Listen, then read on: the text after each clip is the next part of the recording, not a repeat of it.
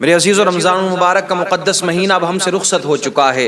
جن لوگوں نے رمضان کے مہینے کے روزے رکھے ہیں، رمضان کے مہینے کا ادب و احترام کیا، رمضان کے مہینے میں نماز پنجگانہ کو ادا کیا، رمضان کے مہینے میں قرآن کی تلاوت کی، رمضان المبارک کے مہینے میں جس نے نماز تراویح کو ادا کیا اور ادب و احترام کیا اس مہینے کا، تو ان کے لیے اللہ رب العزت نے عید کا دن رکھا ہے کہ عید کے دن اللہ رب العزت اپنے ان بندوں کو انعام و اکرام سے نوازتا ہے کہ جن لوگوں نے ماہ رمضان کا ادب و احترام کیا اور اس مہینے کے روزے رکھے ہیں، ان لوگوں کو رب کریم انعام و اکرام عطا فرماتا ہے۔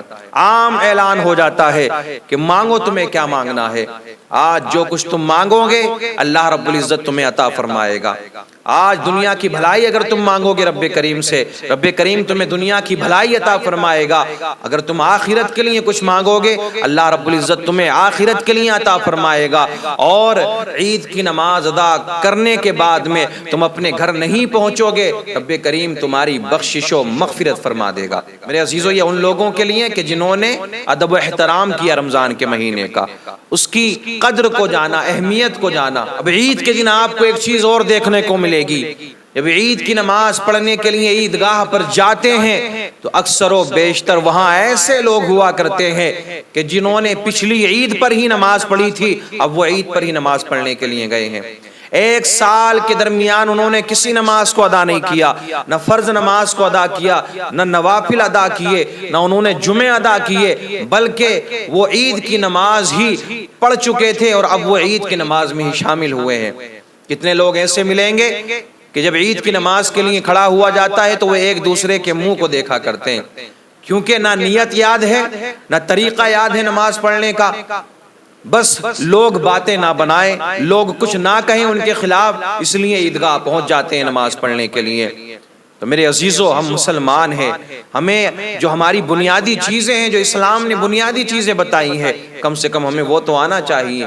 اتنا علم تو سب کے پاس میں ہونا چاہیے کہ وہ اپنی نماز کو، اپنے روزے کو، اپنی زندگی کو اس طریقے سے گزارے اس طریقے سے مذہب اسلام نے بتایا ہے۔ اتنا علم سب کے پاس میں ہونا چاہیے۔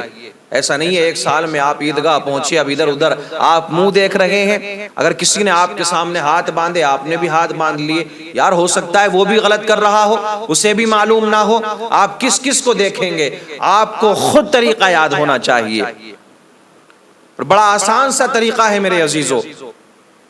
نیت کا جہاں تک سوال ہے تو نیت دل کے ارادے کو کہتے ہیں۔ اگر آپ نیت یاد نہیں کر سکتے ہیں تو یہ ارادہ کر لیں کہ ہاں میں عید کی نماز ادا کرنے کے لیے یہاں آیا ہوں، میں عید کی نماز پڑھنے کے لیے کھڑا ہوا ہوں۔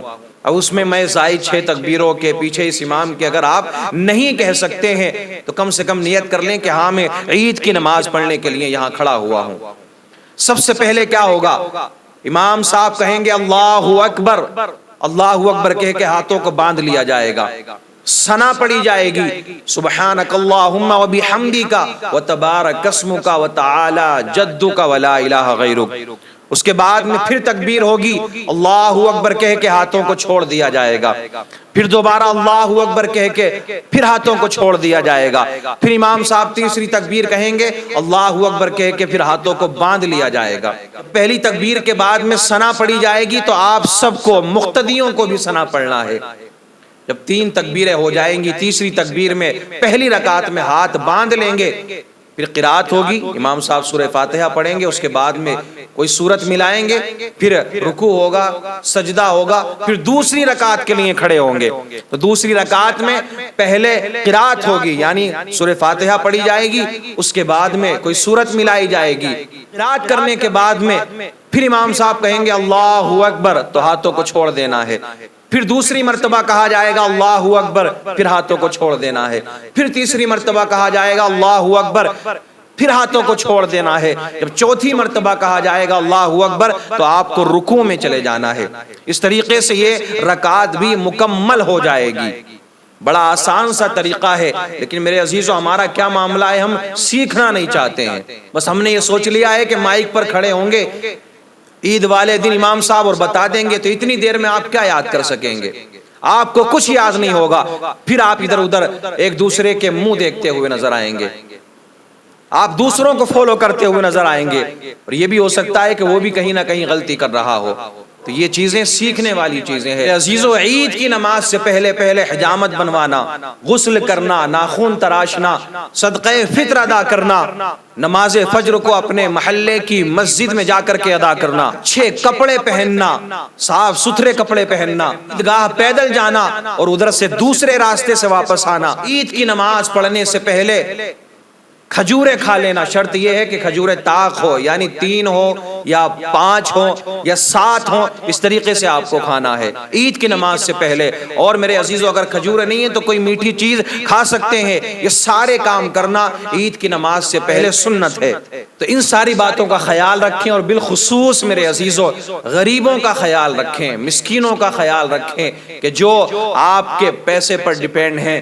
آپ صدقہ فطر ادا کریں گے، آپ کچھ مدد کریں گے تو وہ آپ کی مدد سے اپنے بچوں کے لیے کچھ کھانے کا انتظام کر لیں گے، اپنے بچوں کے لیے کچھ کھانے کے لیے لے کر کے آ جائیں گے. آپ کو ان کا بھی خیال رکھنا ہے، اپنے پریوار والوں کا بھی خیال رکھیں اور آپس میں محبت بانٹیں، مصافحہ کریں، معانقہ کریں. میرے عزیزو گلے ملیں اور اس طریقے سے ملنا ہے میرے عزیزو. صرف ظاہری جسم سے آپ کو گلے نہیں ملنا ہے بلکہ دل سے دل ملا لیں.